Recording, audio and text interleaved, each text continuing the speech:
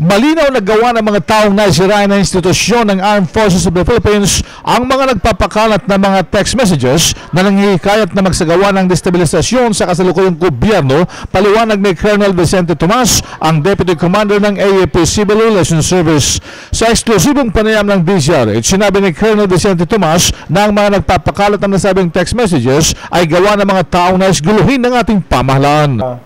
Yan po ay isang part again ng disinformation, maling propaganda at paglilinlang ng ating taong bayan at lalo na ng kasundaluhan. Pero ito po, this is not just because I'm wearing the uniform.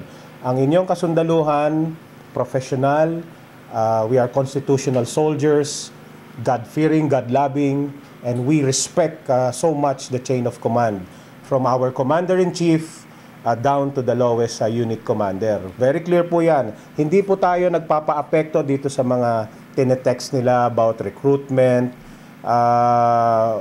Well, it's a free country. They can text anything they like. But gusto po namin ipamalita sa ating sambayanan na hindi po tayo papa-apekto.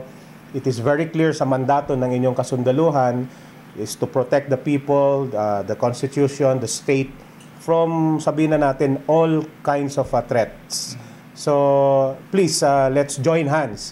Huwag po tayong magpapadala sa mga ganitong maling mensahe.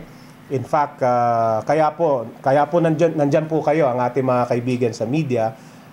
As you can see, there is a need na we inform them. So, once they receive the info, nice to know. But mas maganda po, ibahagi nila sa nearest security sector, the policeman siya or kasundaluhan para ma-validate po natin. So again, we're calling on all our listeners, ang taong bayan, wag po tayo magpadala sa mga ganitong disinformation.